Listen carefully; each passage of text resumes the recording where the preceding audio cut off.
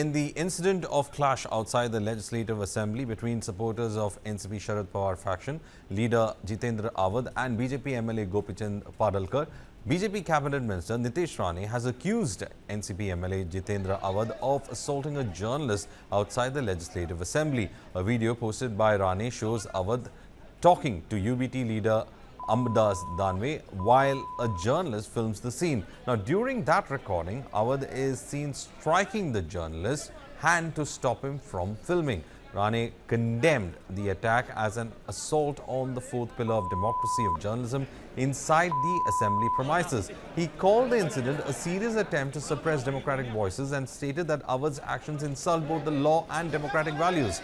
The event has in fact sparked controversy over the press freedom and the treatment of journalists in political spaces.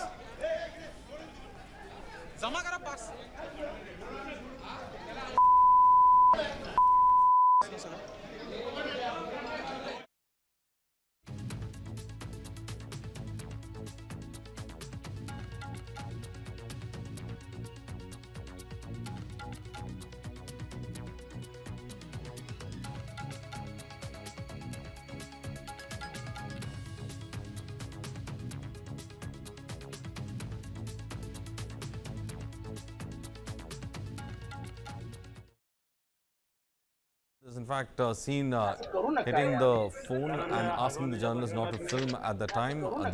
He has in fact been seen pushing the hand of the journalist there as he was having a conversation with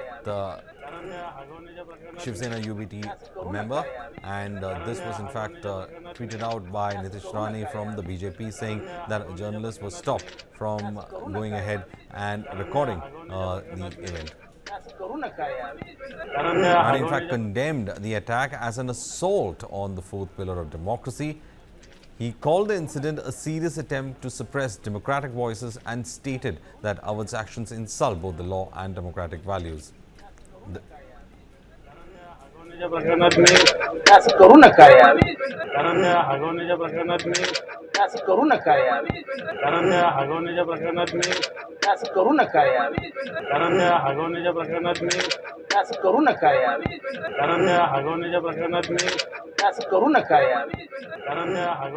Jayaprakash on the phone line. Jayaprakash, इस video में दिख रहा है कि अवध ने journalist को वो mobile phone से रिकॉर्ड कर रहा था, उसको he has having an objection over that and उन्होंने हाथ से मारा था और उसको बोला था कि मत करना के लिए। What is the background of this? क्या हुआ उस टाइम में? देखिए, ये पूरा मामला जो है वो गोपीचंद पडलकर जो भारतीय जनता पार्टी के विधायक हैं, उनके और राष्ट्रवादी कांग्रेस पार्टी शरद पवार के जो विधायक हैं जितेंद्र अवाड़ के बीच में 2 दिन पहले विधान भवन के बाहर जब एक छोटी सी बहस हुई थी, उस बहस के बाद, उस कन्वर्सेशन के बाद जो इम्पैक्ट है उसका वो कल नजर आया। कल जितेंद्र अवाड़ ने लिखा अपने एक्स पोस्ट पर कि मुझे किसी पर्टिकुलर नंबर से जान से मारने की धमकी आ रही है। इसके बाद जितेंद्र अवाड़ के जो समर्थक है वो विधान भवन के अंदर आ गए और उन्होंने गोपीचंद पडलकर के समर्थकों के साथ में हाथापाई की, मारामारी की, और ये जो मारामारी है वो करीब 1 से 1.5 मिनट तक चलती रही। इसके बाद विधानसभा अध्यक्ष से जो गोपीचंद पडलकर है उनकी मुलाकात हुई, जितेंद्र अवाड़ की मुलाकात हुई, लेकिन इसी बीच में अंबादास दानवे जो यूबीटी शिवसेना के विरोधी पक्ष के नेता विधान परिषद रहे, वो आकर जितेंद्र अवाड़ से मिले और उसी वक्त एक जर्नलिस्ट जो है अपने मोबाइल से पूरा विजुअल शूट कर रहा था और उस जर्नलिस्ट के हाथ पर जितेंद्र अवाड़ ने जोर से मारकर कहा कि आप शूट मत करिए, आपको समझ में नहीं आता, मराठी में उन्होंने कहा। और इसी बात को नितेश राणे ने अपने एक्स पोस्ट पर पोस्ट किया है कि जितेंद्र अवाड़ जो पहले गोपीचंद पडलकर से भिड़ते हैं, फिर उनके कार्यकर्ताओं से भिड़ते हैं, कानून व्यवस्था को इन्होंने विधानमंडल में अपने हाथ में उठा रखा है, अब जर्नलिस्ट पर भी इन्होंने हमला किया है, इसकी घोर निंदा करता हूं। तो ये पूरा पॉलिटिकल मामला हो गया है। जितेंद्र अवाड़ अपने एटीट्यूड के कारण जाने जाते हैं, सब जानते हैं कि जितेंद्र अवाड़ जो है वो बहुत जल्दी जो है गुस्सा हो जाता है, लेकिन जिस तरीके से उन्होंने इस पूरे सिचुएशन को संभाला, जिस तरीके से उन्होंने इस पूरे सिचुएशन को कंट्रोल किया, मरीन ड्राइव पुलिस स्टेशन भी वो गए और वहां भी अपने कार्यकर्ताओं को कंट्रोल किया, तो ये सारी चीजें चलती रही। लेकिन जो ये वीडियो है जिसमें वो जर्नलिस्ट को मना कर रहे हैं कि आप शूट ना करें, उस वीडियो को नितेश राणे ने पोस्ट करते हुए एक सवाल उठाया है। जी, और इसका प्रतिक्रिया क्या आ रहा है? What is the opposition leaders, what are they saying? देखिए, इस पूरे मामले में प्रतिक्रिया यही है कि जितेंद्र आवाड़ ने हाथ नहीं उठाया है, जर्नलिस्ट को मारा नहीं है। उन्होंने सिर्फ उस मोबाइल को नीचे किया है जिस मोबाइल से इस पूरे कन्वर्सेशन को शूट किया जा रहा था, जिसमें अंबादास दानवे और जितेंद्र आवाड़ आपस में पर्सनल बातचीत कर रहे हैं। उस पर्सनल बातचीत को न शूट किया जाए। बाकी रिपोर्टर्स भी वहां पे थे जिन्होंने अपने मोबाइल और अपने बूम आईडी को साथ में रखा था, लेकिन उनके बूम माइक को नीचे किया गया और वो बाइट नहीं ले रहे थे। उन्होंने कहा बाइट मैं दूंगा, लेकिन ये मेरी पर्सनल बातचीत है विधानसभा के कॉरिडोर में, इसे आप शूट ना करें। और उस वक्त वो रिपोर्टर शूट कर रहा था तो उसके मोबाइल को नीचे किया, उस पर हाथ नहीं उठाया है, ऐसा विरोधी पक्ष की तरफ से, विपक्ष की तरफ से कहना है। और ये क्लैश जो हो रहा है वो असेंबली के सामने, it's come just ahead of the local polls. क्या ये बात लोकल पोल्स में कुछ असर हो सकता है? बिल्कुल सही सवाल उठाया आपने। ये लोकल जो स्थानीय निकाय स्वराज संस्थाओं के बीएमसी, टीएमसी, महानगर पालिका के चुनाव हैं, इसमें निश्चित तौर पर ये तमाम चीजों का असर होगा, क्योंकि यहाँ पर जाति का मुद्दा अब ऊपर उठकर ये पूरा जो मामला है वो एक दूसरे संप्रदाय के मामले में शामिल हो गया है। एक जो पार्टियां हैं वो आपस में लड़ तो रही हैं, लेकिन साथ ही साथ समाज और संप्रदाय के मुद्दे पर भी लड़ाई चल रही है। Maratha versus OBC, OBC versus Dalit, Dalit versus जो है मराठा। तो इस चीज को जो है वो आधार बनाया जाएगा और इसका इम्पैक्ट निश्चित तौर पर स्थानीय निकाय चुनाव में होगा।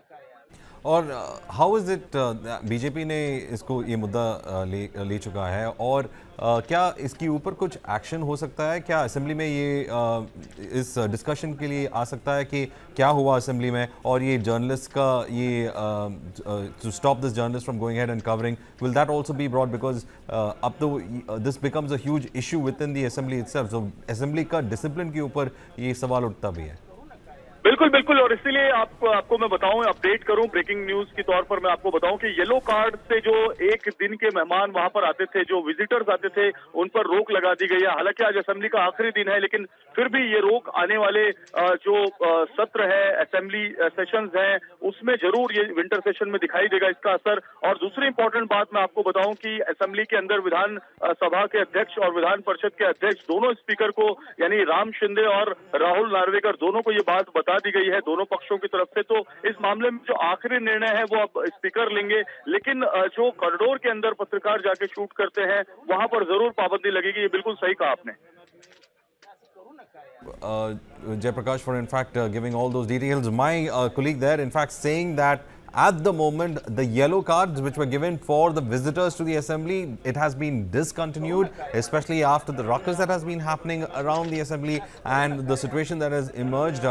Jayaprakash, my colleague in fact saying that as part of the breaking news that we are in fact bringing you, the yellow card given for the visitors has been discontinued and they are not allowing any more visitors to enter the assembly, especially after the ruckus. It had become public after the entire thing was captured on several mobile phones by visitors as well as by the journalists there. Now taking it as a measure not to in fact bring this situation out, it is being said that the visitors yellow card has been now been it's not being given out in the open right now. It has been banned. Only those who are associated with the assembly can enter the assembly premises as of now. This is the measure that has been taken, especially after this entire incident of a brawl, as well as the journalists being in fact hit there by Jitendra Awadh, a kind of action that's been taken on the ground to prevent any of this kind of unwanted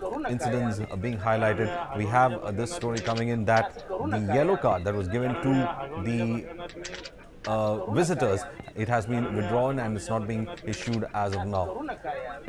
कारण हगवण्याच्या प्रकरणात मी असं करू नका यार, कारण हगवण्याच्या प्रकरणात मी असं करू नका यार, कारण हगवण्याच्या प्रकरणात मी असं करू नका यार, कारण हगवण्याच्या प्रकरणात मी असं करू नका यार, कारण हगवण्याच्या प्रकरणात मी असं करू नका यार, कारण